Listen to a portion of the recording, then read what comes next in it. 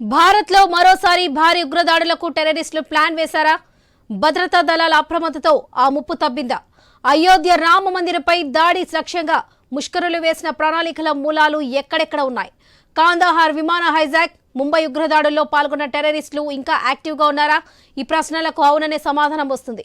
ఎక్కడో తీగలాగితే ఇంకెక్కడో డొంక కదిలినట్టుగా ఉగ్ర లింకులు బయటపడుతున్నాయి. ఈ విషయంలో భద్రతా బలగాలు, దర్యాప్తు ఏజెన్సీలు ఏమాత్రం అప్రమత్తంగా ఉన్నా పెద్ద ముప్పే సంభవించేది. కానీ బలగాల సమయానికి స్పందించడంతో అంతా ఊపిరి పీల్చుకున్నారు.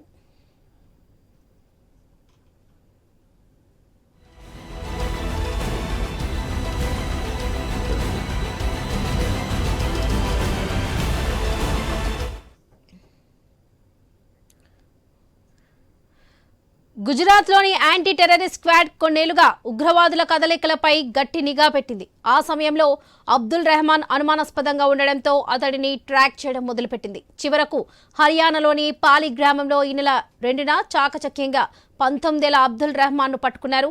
అతనిచ్చిన సమాచారంతో సమీపంలోని భూమిలో దాచిన 2 హ్యాండ్ గ్రెనేడ్లను స్వాధీనం చేసుకున్నారు.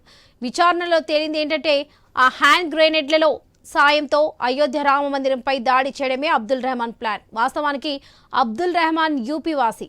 రామ మందిరానికి 36 కిలోమీటర్ల దూరంలోని మజ్నాయి గ్రామంలో అతని ఇల్లుంది. అతడిని అదుపులోకి తీసుకొని ప్రశ్నించిన దర్యాప్తు బృందాలకు ఒళ్ళు గగ్గురు పుట్టకు గురిచేసే అంశాలు వెలుగులోకి వచ్చాయి.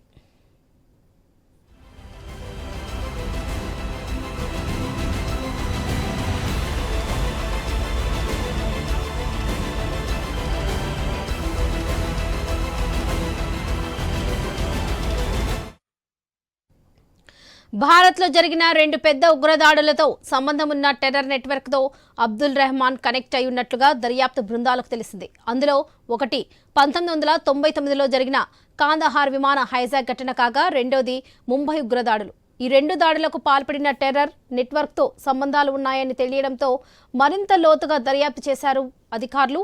ఈ 2 ఘటనలతో సంబంధం ఉన్న ఒడిశా వాసి మౌలానా అబ్దుల్ రెహమాన్ పేరు కూడా మరోసారి బయటకు వచ్చింది. పాలిలో చిక్కిన ఉగ్రవాది, ఒడిశాలో టెర్రరిస్టులు వేర్వేరైన పేర్లు ఒకటే. పాలిలో చిక్కిన ఉగ్రవాది అబ్దుల్ రెహమాన్కు అబు సుఫియాన్, మొహమ్మద్ సామీలు ఉగ్రవాద శిక్షణ ఇచ్చారు.